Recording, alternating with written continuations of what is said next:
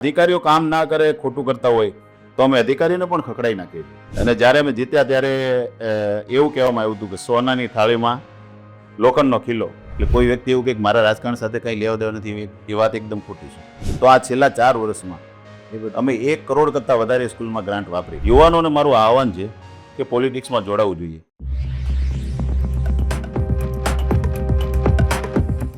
નમસ્તે દર્શક મિત્રો, અર્પિત ઠાકર અગેન, પોઝિટિવ પોલિટિક્સમાં. સુરત એક એવું શહેર છે કે જ્યાં લોકો અલગ અલગ જગ્યાએથી વસવાટ કરી રહ્યા છે, પણ એક સ્પેસિફિક કમ્યુનિટી કે જે સૌરાષ્ટ્રથી અહીંયા વસ્યું છે. અને સુરત બાય એન્ડ લાર્જ એવું કહેવાય કે સૌરાષ્ટ્રને લીધે થઈને જ છે.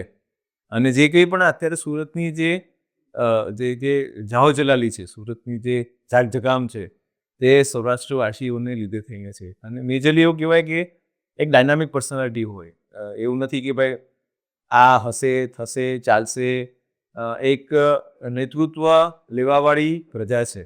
અને એમાં જ જ્યારે આપણે કહીએ કે કંઈક તકલીફ હોય તો તકલીફની બહાર આવે, અને તકલીફની બહાર આવે તો પછી તકલીફમાંથી બહાર આવ્યા તો એમ વિચારે કે ભાઈ હું મારું જોઉં કે ગામનું જોઉં. ત્યારે આપણી સાથે જે આજે પોલિટિશિયન અથવા તો કોર્પોરેટર જે છે તે એવા વ્યક્તિ છે કે જે લોકો ગરીબાઈમાંથી જ હજી બહાર આવ્યા છે. અને ગરીબાઈમાંથી બહાર આવીને હજી થોડો ઘણો ધંધો સેટ થયો ત્યાં તો કોવિડ આવી ગયું. કોવિડ આવ્યું ને પછી અલગ અલગ પ્રજાની સમસ્યાઓ જોઈ અને હજી પોતે કંઈક વિચારે એ પહેલાં તો એક જવાબદારી માથે લીધી. એવા વિપુલભાઈ આપણી સાથે છે. વિપુલભાઈ, આપનું સ્વાગત છે પોઝિટિવ પોલિટિક્સમાં. Thank you. તમે જે પરિસ્થિતિમાંથી પાસ થયા છો, જ્યારે કોઈને દિવસ યાદ હોય ને કે આ દિવસે મારો ફેરફારનો દિવસ છે, મને યાદ રહી ગઈ. નોર્મલી મને નામ યાદ નથી રહેતા. 25 ડિસેમ્બર 2000. મેં તમને પૂછ્યું કે 25 ડિસેમ્બર 2000 પહેલાં કેવું હતું અને 25 ડિસેમ્બર 2000 પછી કેવું હતું. જ્યારે પોતાનો દેશ છોડવાનો આવે ને અથવા તો પ્રદેશ છોડવાનો આવે ત્યારે એ કંઈ બહુ ખુશીનો માહોલ ના આવે. સાચી વાત છે? સાચી. વિપુલભાઈ, ત્યારે આંખમાં આંસુ આવી જાય, હૃદયમાં કંપન હોય કે હું જે નવા પ્રદેશમાં જઈ રહ્યો છું એ પ્રદેશમાં મારું શું થશે, મારા પરિવારનું શું થશે, અથવા તો હું મારા પરિવારને અહીંયા છોડીને જઈ રહ્યો છું અને ત્યાં જઈને મારું શું થશે. પણ આઈ થિંક એક જે સૌરાષ્ટ્રની એક જે તમારી એક માનસિકતા છે કે હા આપણે જીતી જઈશું, લડી લઈશું, કદાચ એને લીધે થઈને તમે અત્યારે એક સક્ષમ નેતૃત્વ પણ કરી રહ્યા છો અને સારું કામ પણ કરી રહ્યા છો. તો વિપુલભાઈ, આપનું સ્વાગત છે. મેં જે કંઈ પણ અધર વાતો કરી એની ડિટેલિંગ શું છે એ તમારી પાસે તમારી લાઈફ માટે થોડું કહેશો પ્લીઝ. તમે જે વાત કરીએ કે 25 ડિસેમ્બર 2000 અમે અહીં સુરતમાં આવ્યા પરિવાર સાથે. હું જ્યારે નાનો હતો ત્યારે મેં ખૂબ ગરીબાઈનો અહેસાસ કરેલો. મારો પરિવાર ખૂબ ગરીબાઈમાં હતો અને મારી પાસે ભણવાની પરિસ્થિતિ નહોતી. ત્યારે મારા મામાએ મને ભણાવ્યો. બરાબર. પણ પછી આગળ ભણી શકો એવી પરિસ્થિતિ નહોતી એટલે મારે ભણતર છોડવું પડ્યું. અને પછી એવું વિચાર્યું કે સુરત જઈને કંઈક કમાઈએ. એટલે 25 ડિસેમ્બર 2000 અમે અહીંયા સુરતમાં પરિવાર સાથે આવી ગયા. જ્યારે તમે અહીંયા આવ્યા સુરતમાં ત્યારે ક્યારેય પણ એવું વિચાર્યું કે પોલિટિક્સમાં જશો? ના, ક્યારેય નહોતું વિચાર્યું. હવે 25 ડિસેમ્બરે તમે જ્યારે સુરત આવ્યા એ પહેલાંની મારે બહુ ડિટેલમાં નથી તમારી એ જોવું, પણ શું પરિસ્થિતિ હતી તમારી? સૌરાષ્ટ્રમાં આમ તો એ સમયે પાણીની બહુ તકલીફ હતી. જી. એટલે ખેતી વરસાદ આધારિત ખેતી હતી અને એ સમયે ખેતીમાં કંઈ એવી ઉપજ આવતી નહોતી. બરાબર. અને મારા પપ્પા 6 મહિનાના હતા ત્યારે જ એમના પપ્પા એટલે મારા દાદા એક્સપાયર થઈ ગયા. એટલે એમણે ખૂબ સંઘર્ષ કર્યો. અરે બાપ. અને એ સંઘર્ષ કરીને એમણે એવું વિચાર્યું હતું કે છોકરાઓને ભણાવવા છે, પણ પરિસ્થિતિ નહોતી. ત્યારે મારા મામાએ મને ભણાવ્યો, પણ પરિસ્થિતિ એવી થતી ગઈ કે પછી આગળ ભણી શકાય એવું નહોતું. ગમે તે કરીને કમાવવું પડે એમ હતું. એટલે પછી એવું વિચાર્યું કે સુરત જઈએ ને ત્યાં કંઈક સેટ થઈએ. એટલે પછી એવું વિચાર્યું કે હીરા તો ઘસવા નથી, પણ શરૂઆતમાં સેટ થવા માટે હીરા ઘસવા પડશે. તમારી આજીવિકા તો કંઈક થાય, આજીવિકા કંઈક કરવી પડશે, પછી કંઈક કરશું. એટલે શરૂઆતમાં 4-5 વર્ષ મેં હીરામાં કામ કર્યું અને પછી ધીમે ધીમે ટેક્સટાઇલમાં જ્યારે એમ્બ્રોઇડરીનો વ્યવસાય શરૂ થયો એટલે એમાં કન્વર્ટ થયા અને એમાંથી સ્ટેબલ થયા. પોલિટિક્સમાં આવવાનું મેજર કારણ શું? આમ તો પહેલાં કોઈ પોલિટિક્સમાં મારા પરિવારમાંથી ક્યારેય કોઈ નહોતું, પરંતુ પહેલેથી વાંચનનો ને બધો શોખ. એટલે વાંચતા હોય એટલે રાજકારણમાં આમ જે ઘટનાઓ બનતી હોય બરાબર, એ આપણે રોજબરોજ વાંચતા હોઈએ. રાઈટ. એટલે જ્યારે 2014માં આપણું જે લોકસભાનું ઇલેક્શન આવ્યું ત્યારે એવું થયું કે આપણે ગુજરાતના એક વ્યક્તિ વડાપ્રધાન બને છે. એટલે હું સૌરાષ્ટ્રથી ત્યાંથી વોટ આપવા માટે અહીં આવ્યો હતો. અચ્છા, ખાસ. હા, બરાબર છે. તમે પણ પછી ભાઈની વાત કરો છો? હા, નરેન્દ્રભાઈ. જી. પણ પછીના જે વર્ષો છે, હા, ધીમે ધીમે બધી જે પરિસ્થિતિ જોઈ, નોટબંધી છે, જીએસટી છે, અને છેલ્લે કોરોના. ખરું. કોરોનામાં લોકો એટલા બધા હેરાન થયા. મેં મારી નજરે જોયું. મારું જે ઘર છે ત્યાં બાજુમાં જ એક રોડ છે, ત્યાંથી મુખ્ય જે કડોદરાવાળો હાઈવે છે, હા, ત્યાં લોકોની લાઈનો લાગેલી. બરાબર. જે ગરીબ મજદૂર વર્ગ છે, 2-2, 3-3, 4-4 સાથે ઠેલા હોય, કાંખમાં બાળકો હોય, એકાદ બાળક સાથે હોય, માથે જે પોટલું હોય, અને એ જે પરિસ્થિતિમાં જે ટોળા ને ટોળા લોકોના જતા હતા. અચાનક લોકડાઉન કરી દેવામાં આવ્યું. બરાબર. લોકો કંઈ વિચારે શું કરે, તો એ પરિસ્થિતિ અમે જોઈ.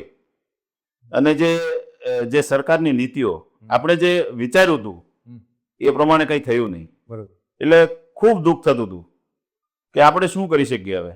બરાબર. એ સમયમાં મને એક આમ આદમી પાર્ટીનું પ્લેટફોર્મ મળ્યું. બરાબર. એટલે હું પાર્ટીમાં જોડાયો. આમ તો જ્યારે અરવિંદ કેજરીવાલ જીત્યા, જ્યારે એમને 70માંથી 67 સીટ મળી, ત્યારે એમને એક નંબર બહાર પાડેલો કે પાર્ટીમાં જોડાવા માટે. ત્યારે હું એ નંબર ડાયલ કરીને જોઈન્ટ થઈ ગયેલો. પછી ક્યારેય કોઈ એક્ટિવ નહોતો એમાં. એક્ટિવ નહોતા એમાં. પણ પછી મને કોરોના વખતે એક પ્લેટફોર્મ મળ્યું, ત્યારે હું પાર્ટીમાં જોઈન્ટ થયો. બરાબર. અને પછી પાર્ટીમાં એક્ટિવલી કામ કરવા લાગ્યો. અને ત્યારબાદ 4-6 મહિનામાં કોર્પોરેશનની ચૂંટણી આવી અને પાર્ટીએ નક્કી કર્યું કે તમારે લડવાનું છે. બરાબર. અને પછી અમે લડ્યા અને લોકોએ બમ્પર વોટ આપ્યા અમને. બરાબર. એટલા વોટ આપ્યા કે સામે કોંગ્રેસ ને ભાજપ એમનો ગઢ ગણાતો. એ લોકોને અમે એમની ડિપોઝિટ ખાઈ ગયા. અચ્છા.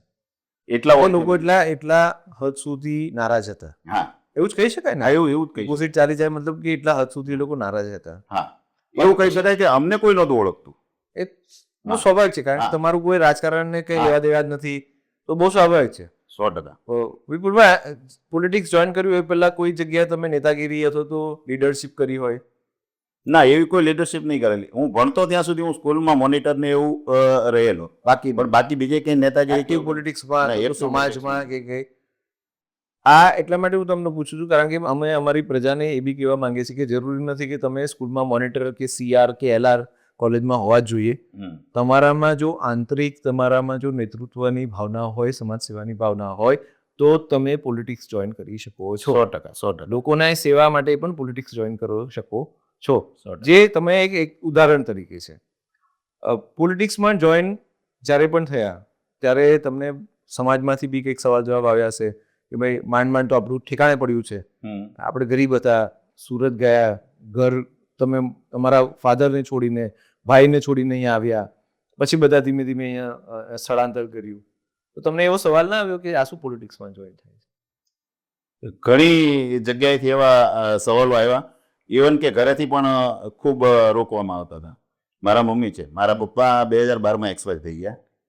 એટલે મારા મમ્મી છે એ ગામડાના છે, વિરોધ પક્ષમાં છે. અમે કોઈ ખોટું થતું હોય તો પ્રોટેસ્ટના કાર્યક્રમો કરતા હોય, વિરોધ કરતા હોય, ત્યારે પોલીસ સાથે ઘર્ષણ થાય, સાચી અમને પકડીને એરેસ્ટ કરીને ધક્કા મારીને અમને જ્યારે ભરી લે અને પોલીસ સ્ટેશન લઈ જાય, દંડા. આ બધી પરિસ્થિતિ જ્યારે મારા મમ્મી એ બધું જોવે ત્યારે એમને થાય કે આ શું થાય છે. એટલે મને એમણે બહુ રોક્યો કે આ તું શું કરે છે. હા, કારણ કે કોઈ પણ સામાન્ય ઘરના વ્યક્તિ પોલિટિક્સમાં જોડાય, પૈસાનું કોઈ પાવર નથી, આપણો પોતાનો કોઈ મસલ પાવર નથી, અને છતાં પોલિટિક્સમાં જોડાઓ છો. અને સ્વાભાવિક છે ઘરમાંથી એક પ્રશ્ન તો આવે છે કે ભાઈ માંડ તો 2 પગ ભેગા કર્યા છે ફિનાન્શિયલી, અને આ પાછું શું નવું તું પાડ્યું, એવો સવાલ. એટલે એવા સવાલો ઘણા આવ્યા, પણ અંદરથી એટલી મજબૂત થાય, એટલું સાહસ હતું, એટલે અંદર કોઈ ડર નહોતો કે નહીં આપણે કંઈક કરવું છે, આપણે લોકો માટે કંઈક કરવા આવ્યા છે, તો જજુમવાનું છે. અને ખ્યાલ હતો કે આમ આદમી પાર્ટી છે, નવી પાર્ટી છે, સંઘર્ષ કરતી પાર્ટી છે, એટલે આપણે સંઘર્ષ જ કરવાનો છે, એ મનમાં નક્કી કરેલું હતું. અત્યારે તમારું એક બિઝનેસ સેટ છે ઇન અ વે, જે તમે એમ્બ્રોઇડરીના વ્યવસાય સાથે જોડાયા છો. તમને ક્યારે એવું મનમાં આવ્યું કે પોલિટિક્સમાં જોઈન થયું છું તો એક પોલિટિકલ માહોલ છે અત્યારે લોકોમાં પણ, અને એક કરપ્શનનું એક લેવલ પણ એવું છે કે કરપ્શન પોલિટિક્સમાં હોય છે ને ચાલે છે ને, અધિકારીઓ કરે છે કે પોલિટિશિયન કરે છે, આપણે માને છીએ. તો તમને ક્યારે એવું થયું કે હું આમાં આવીશ તો મને પણ કોઈક 2-4 કરોડ રૂપિયા મળી જશે. ના, એવું વિચારીને ક્યારે આવ્યા જ નહોતા પોલિટિક્સમાં. હા. પોલિટિક્સમાં એ ભાવનાથી આવ્યા હતા કે લોકો અત્યારે જે આ જે મીડિયમ વર્ગ છે, ગરીબ વર્ગ છે, એ ખૂબ હેરાન થાય છે, ખૂબ ત્રસ્ત છે. કચેરીઓમાં જાય તો એમના કામ નથી થતા, ધક્કા ખાવા પડે છે. તો આમાંથી આ સમસ્યામાંથી લોકોને કઈ રીતે બહાર કરી શકાય, કઈ રીતે નીકાળી શકાય? તો એવું વિચારીને કે ભાઈ લોકોનું જીવન છે કઈ રીતે સરળ બનાવી શકાય, બરાબર છે. એ વિચારીને અમે પોલિટિક્સમાં આવ્યા હતા. આપણે એવી વાત કરી હમણાં જ કે તમારો ધંધો છે અને તમે અહીંયા ઘડી આવ્યા વ્યવસાયમાં, તમને એવું હતું કે ભાઈ આ 2-3 કલાક આપણે આપીશું. આપણે હમણાં વાત થઈ આ ઇન્ટરવ્યૂ ચાલુ કર્યા પહેલા, તો તમે એવું કીધું કે ભાઈ આમાં 2-3 કલાક આપી તો ચાલે. હા. તો મારે પ્રજાને એકચ્યુઅલી એવું પણ કેવું છે કે જો તમે એક્ટિવ પોલિટિક્સમાં આવો તો શું હાલત થાય, તમે કહેશો? અમે એવું વિચારીને આવ્યા હતા કે થોડો સમય ધંધામાં આપીશું અને થોડો સમય પોલિટિક્સમાં આપીશું, એટલે બંને ચાલશે. પણ જ્યારે આમાં આવ્યા ત્યારે ખબર પડી કે બેમાંથી એક વસ્તુ કરવી પડશે, બે સાથે નહીં થાય. એનું કારણ કાં પોલિટિક્સ કાં ધંધો. એનું કારણ એવું છે કારણ કે ઘણા બધા પ્રશ્નો ઉકેલાયા નથી હજી, બરાબર છે. તો એ મેજર કારણ છે કે તમારે બહુ પ્રોગ્રેસિવલી એક્ટિવ રહેવું પડે છે કારણ કે કામો ઘણા બધા બાકી છે. જો પોલિટિક્સમાં આવ્યા છો, તમારે આગળ વધવું છે, તો સતત તમારે જનસંપર્કમાં અને એમના જે કામ છે એના માટે લાગેલી રહેવું પડશે, બરાબર છે. તમે એવું વિચારશો કે થોડોક ટાઈમ હું અહીંયા ટાઈમ આપીને થોડોક ધંધો કરી લઉં, બે વસ્તુ તમે ન્યાય નહીં આપી શકો. ના, પણ એક ચરમસીમા તો આવશે ને કે જ્યારે બધા જ સુખી છે. સમજો કે તમારો વોર્ડ છે અને તમારા વોર્ડમાં પાણી પરફેક્ટ આવે છે તમારા કામથી સરસ મજાના રોડ રસ્તા બની ગયા, તમારા કામથી બેસિકલી બાગ બગીચા બની ગયા, તમારા કામથી સ્પોર્ટ્સ કોમ્પ્લેક્સ બની ગયા, બધું જ થઈ ગયું, બરાબર છે. અને પછી એક સમય, કારણ કે અમેરિકા છે, લંડન છે, એમાં કંઈ ગ્રાઉન્ડ લેવલ પર એટલું બધું એગ્રેસિવ પોલિટિક્સ નથી, કારણ કે ત્યાં કામ થઈ ગયા છે અને હવે પ્રોગ્રેસિવ પોઝિશનમાં લોકો આવી ગયા છે, પોલિટિશિયન્સ પણ, રાઈટ? તો તમને લાગે છે કે એવું આપણે ભારત દેશમાં પોસિબલ થશે? ના, એવું ના હોય. પરંતુ તમે કીધું એમ કે તમારા વિસ્તારમાં બધા કામ થઈ ગયા, કદાચ કામ થઈ ગયા હોય તો બીજા નવા કામ કરવા માટે સ્કોપ ઘણા હોય, બીજી નવી સુવિધાઓ ઊભી કરવા માટે. બરાબર. ધારો કે આજે મારો વોર્ડ છે, તો જ્યારે અમે આવ્યા ત્યારબાદ આજે 4 વર્ષમાં મારા વિસ્તારના લગભગ જે મુખ્ય રસ્તાઓ છે એ રસ્તાઓને અમે ACC રોડ બનાવ્યા. બરાબર. આજે ચોમાસામાં આખા સુરતમાં એટલી બૂમો પડી, ખાડા પડી ગયા છે, તે મારા વોર્ડમાં એ સમસ્યા નથી આવી, એનો મને ગર્વ છે. રાઈટ. કારણ કે અમે રોડ રસ્તાને પ્રાધાન્ય આપ્યું. પછી મારા વિસ્તારમાં જ્યારે અમે જીતીને આવ્યા ત્યારે માત્ર સરકારી સ્કૂલ હજી બની જ હતી. અચ્છા. એ સ્કૂલમાં કોઈ સુવિધા નહોતી. ઓકે. અને એ વખતે કોરોનાનો સમય, તો વાલીઓના અમને ફોન આવવા માંડ્યા કે પ્રાઇવેટ સ્કૂલોમાં અમે ફી ભરી શકીએ એમ નથી અને સરકારીમાં એડમિશન મળતા નથી. બરાબર. કારણ કે આખા વિસ્તારમાં એક જ સ્કૂલને હજુ બની હતી અને એક જ પાળી ચાલતી હતી. બરાબર. અમે વિચાર્યું કે આપણે શું કરી શકીએ. રાઈટ. એટલે બીજી પાળીની માંગણી કરી, એટલે તરત બીજી પાળી એક ચાલુ કરાવી અને ઘણા બધા બાળકોને એમાં એડમિશન મળી ગયું. બીજી એ સ્કૂલમાં કોઈ ભૌતિક સુવિધાઓ નહોતી. તો અમે વિચાર્યું કે આમાં શું કરી શકીએ. તો અમને જે પબ્લિકના ટેક્સના પૈસામાંથી જે ગ્રાન્ટ વાપરવા મળે, એ ગ્રાન્ટમાંથી કીધું આપણે આમાં જે ભૌતિક સુવિધાઓ છે એ ઊભી કરાવી શકીએ. બરાબર. તો આ છેલ્લા 4 વર્ષમાં અમે 1 કરોડ કરતાં વધારે સ્કૂલમાં ગ્રાન્ટ વાપરી. ઓહો. બરાબર. આજ સુધીમાં કોઈ કોર્પોરેટરે સ્કૂલમાં ગ્રાન્ટ નહોતી આપી જ્યારે અમે આવ્યા એ પહેલા. બરાબર છે. બરાબર. તો અત્યારે તમે મારી સ્કૂલની મુલાકાત લ્યો અને તમે જોઈ શકો કે પ્રાઇવેટ શાળાનું એ શાળાએ બનાવી. બરાબર. ભૌતિક સુવિધાઓ તમામ. તો તમે જ્યારે આ ગ્રાન્ટની વાત કરી તો એમાં અધિકારીઓનું પણ યોગદાન હશે? એ જે ગ્રાન્ટ છે એના નિયમો હોય છે ક્યાં ક્યાં વાપરી શકાય. બરાબર. તો એ નિયમોના આધીન અમે જે સ્કૂલમાં જે જરૂરિયાત હતી એના માટે અમારે તો ગ્રાન્ટનો એક લેટર લખવાનો હોય. આજ દિન પહેલા તમે નહોતા સત્તામાં તમારા વોર્ડમાં, તો એ પહેલા બી તો કોર્પોરેટર પાસે એ ગ્રાન્ટ હશે જ? હા, બધાને મળતી હતી. તો એનો ઉપયોગ નથી થયો તો એ વપરાયેલી ગ્રાન્ટ ક્યાં જતી? એ પડી રહી. પડી રહી કે વપરાય? ના, પડી રહી. એ એક એમાઉન્ટ હોય, એ અમારા મતલબ અમારું જે એક ત્યાં એકાઉન્ટ બનેલું, એ એકાઉન્ટમાં એક એમાઉન્ટ આવે, એ પડી આટલી તમે ગ્રાન્ટ તમે આટલા 1 વર્ષમાં આટલી વાપરી શકો. ન વપરાય તો પાછી ના વપરાય તો પાછી જતી રહી, પાછી સરકારમાં જાય. હા. તો આ તો પેલા લોકો માસ્ટર મારે નહીં, ભણાવે નહીં જેવી પરિસ્થિતિ થઈ ગઈ તમે આવ્યા એ પહેલા. એ ગ્રાન્ટ હતી, પૈસા હતા, પણ લોકોની સેવા કરવાનું એક કામ કરવાની આપણામાં એક ધગશ જોઈએ, એક દાનત જોઈએ, નિયત જોઈએ. જો તમારે કામ કરવું છે, આજે અમારે ગ્રાન્ટ ઘટે છે, આજે પહેલા અમે જ્યારે જીતીને આવ્યા ત્યારે 1 વર્ષની 10 લાખ એક કોર્પોરેટરને ગ્રાન્ટ મળતી હતી. હા થોડા સમય પછી એમાં ફેરફાર થયો અને 1 વર્ષની 25 લાખ કરી. બરોબર તો આજે આ 5 વર્ષમાં અમને ₹1.25 કરોડ રૂપિયા જેટલી ગ્રાન્ટ મળે છે એક વ્યક્તિને વાપરવા મળે, એક કોર્પોરેટરને. વોર્ડમાં 4 કોર્પોરેટર. બરોબર તો આજે પરિસ્થિતિ એ થઈ છે કે 5 વર્ષ પૂરા થશે ત્યારે અમારી પાસે ગ્રાન્ટ ઘટે છે. ઘટે છે અચ્છા. હા કારણ કે કામ વધારે છે. હા, કામ કર્યા એટલા. તો એમાં કોઈ એવું પ્રાવધાન છે કે એમાં એક્સ્ટ્રા પાવર યુઝ કરીને ગ્રાન્ટને વાપરી શકાય? ના, એમાં એવું હોય છે કે હું પોતે મારે ગ્રાન્ટમાં વધારો ના કરી શકું, પણ મારા સાથી કોર્પોરેટ પાસે થોડી ગ્રાન્ટ પડી છે તો એનો ઉપયોગ કરીને અમે કામ કરાવી શકીએ.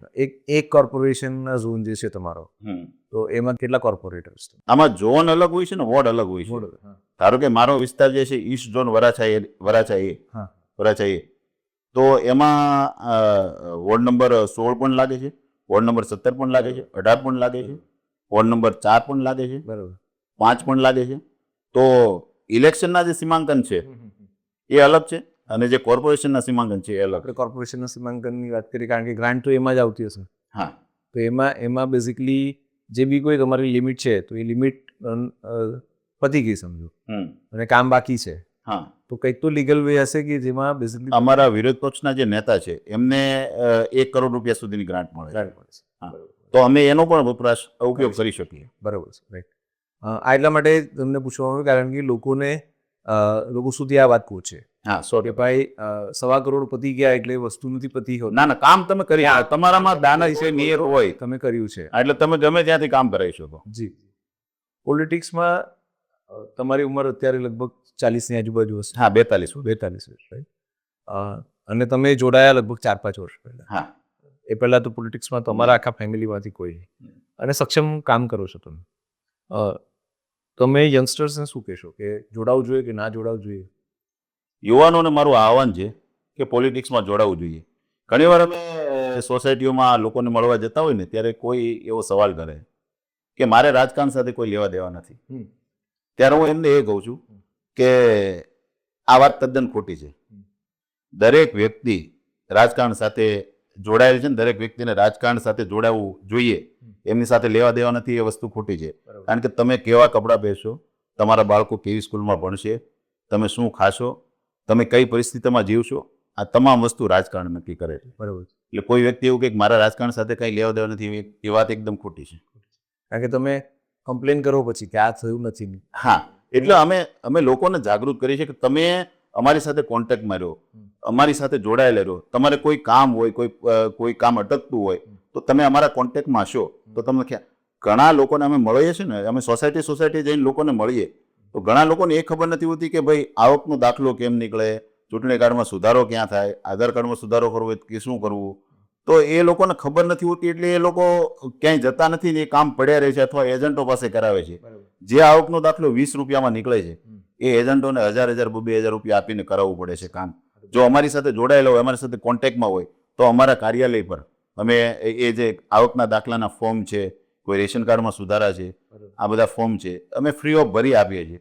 કારણ કે અત્યારે જે લોકો અહીંયા આપણા વિસ્તારમાં રહે છે, શરૂઆતમાં આપણે જે સૌરાષ્ટ્રથી આવ્યા ત્યારે એજ્યુકેશન નહોતું એટલે લોકોને જે એટલું બધું નોલેજ નથી. આ ઘણા બધા પાસે રેશન કાર્ડ નહોતા. હા, રેશન કાર્ડમાં નામ ટ્રાન્સફર કરવાના, જગ્યાઓ સ્થળ ટ્રાન્સફર કરવાનું એનું નોલેજ નહોતું. હા, એટલે એ અમારા કાર્યાલય પર અમે એ બધું ફ્રી ઓફ કોસ્ટ કરાવી આપીએ છીએ એટલે લોકોને અગવડતાઓ ન પડે, કચેરીએ ધક્કા ના થાય. અને અમે એ પણ કહીએ છીએ કચેરીમાં તમે જાઓ ત્યાં તમને અગવડતા પડે, કોઈ કર્મચારી ધક્કા ખવડાવે તો અમને જાણ કરો. એક તમારા વિરોધ પક્ષ આપણે કોઈ બી હોય એમાં આપણે નામ નથી લેવું. અને બીજી વાત અધિકારીગણ, કડક સવાલ છે. કરપ્શન બેઉ જગ્યાએ છે. તમને લોભામણા નથી આવતા? અમને પણ ઓફરો આવી ગઈ. અમારી પાર્ટી નવી હતી, અમે ખૂબ અગ્રેસિવ હતા અને જ્યારે અમે જીત્યા ત્યારે એવું કહેવામાં આવ્યું હતું કે સોનાની થાળીમાં લોખંડનો ખીલો. અચ્છા. હા,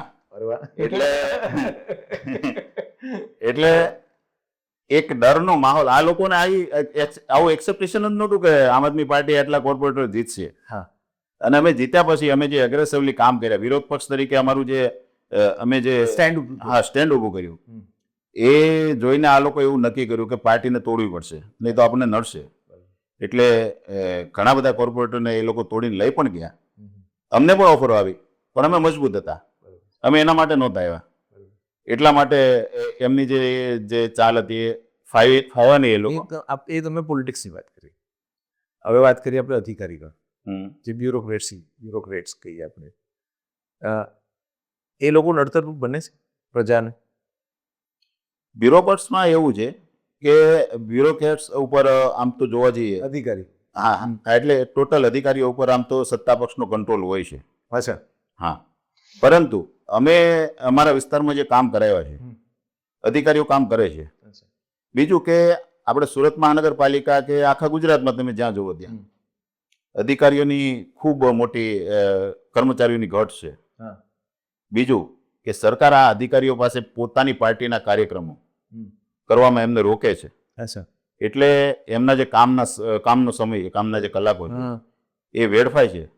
એક તો કર્મચારીઓ ઘટે, અને કર્મચારીઓનો જે આ જે સમય છે એ પોતાની પાર્ટી માટે સરકારી કાર્યક્રમ ગણીને એમને યુઝ કરે છે. એનો યુઝ કરે છે. હા, એટલે લોકો જે પોતાનું કામ કરવા જાય ત્યારે ધક્કા થાય. બરાબર. અને કર્મચારી ક્યારેક એવું પણ કહી દે કાલે આવજો. બરાબર. પણ એ કાલે આવજો શબ્દ બોલવો બહુ ઈઝી છે, પણ જે વ્યક્તિ જ્યારે ગયો હોય અને એને જે ધક્કો થાય, પોતાનું કામ પાડીને ગયો હોય, એને જ ખબર હોય કે કાલે આવજો એ શબ્દ. વિરોધ પક્ષમાં રહીને તમે જે શાસક પક્ષ છે તેને તો તમે દંડો છો, બરાબર છે, અથવા તો કહો છો મોઢા પર. અધિકારીઓને કોણ કહે? ના, અધિકારીઓ કામ ના કરે, ખોટું કરતા હોય તો અમે અધિકારીઓને પણ ખખડાઈ નાખીએ છીએ. બરાબર. અધિકારીઓ અમારા વિસ્તારમાં લગભગ એવી જરૂર નથી પડતી, પણ ક્યારેક એવું થાય તો અધિકારીઓને પણ કહેવું પડે, તમે કહી દઈએ છીએ. અને અમારા વિસ્તારમાં અમે જે 4 વર્ષમાં જે અમારો વિસ્તાર છે એમાં કામ કર્યા, એમાં અધિકારીઓએ કામ કર્યા છે, નથી કર્યા એવું નથી. કામ કરાવવાની દાનત નહીં જ જોઈએ, કામ કરવાની આવડત જોઈએ. હા, એટલે અધિકારીઓ કામ કરે. વિપુલભાઈ, કયા કામ બાકી છે પોલિટિક્સમાં? પોલિટિક્સમાં હજી શરૂઆત જ છે. અચ્છા. હજી તો 4 જ વર્ષ થયા. 4 જ વર્ષ છે.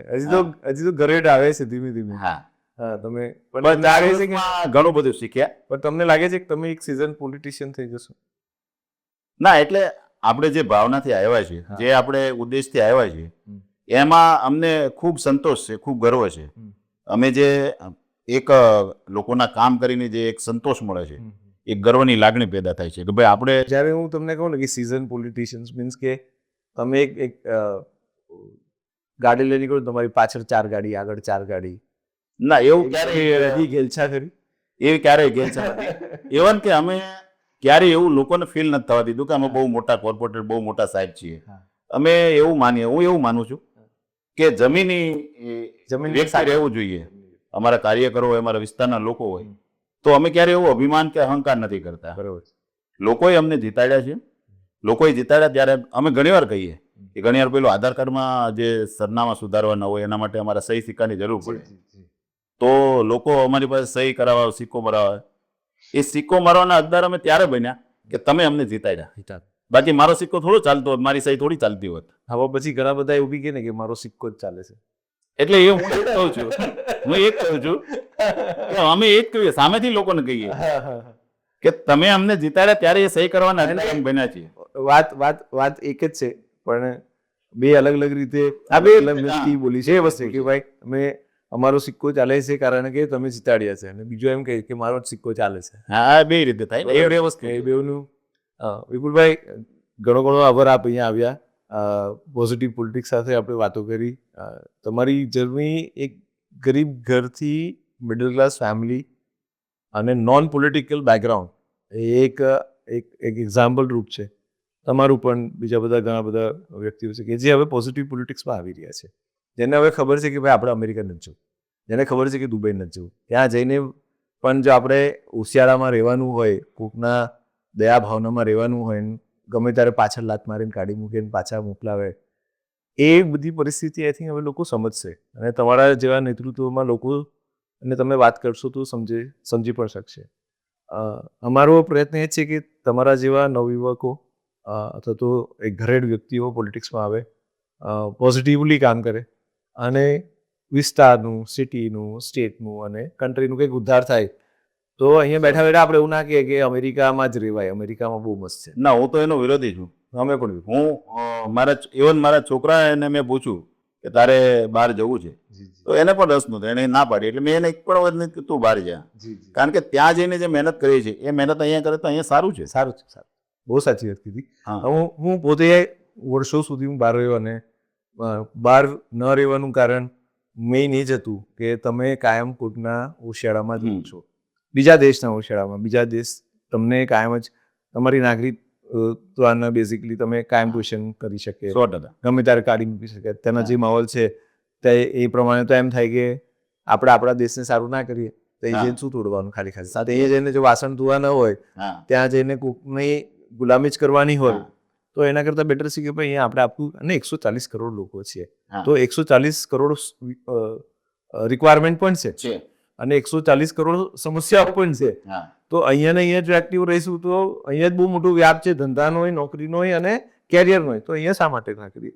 ખાલી એટલી જ જરૂર છે કે એક રાઈટ નેતાગીરી આવે. હા, ખાલી નેતાગીરી ના આવે, એક રાઈટ ના, લીડરશિપ આવે, પોઝિટિવલી પોઝિટિવ લીડરશિપ આવે અને ઘણું સારું કામ. Vipulbhai, thank you very much. આપ આવ્યા બદલ. આપ આવતા રહેશો એવી અભ્યર્થના. Thank you. થેન્ક યુ, ખૂબ ખૂબ આભાર.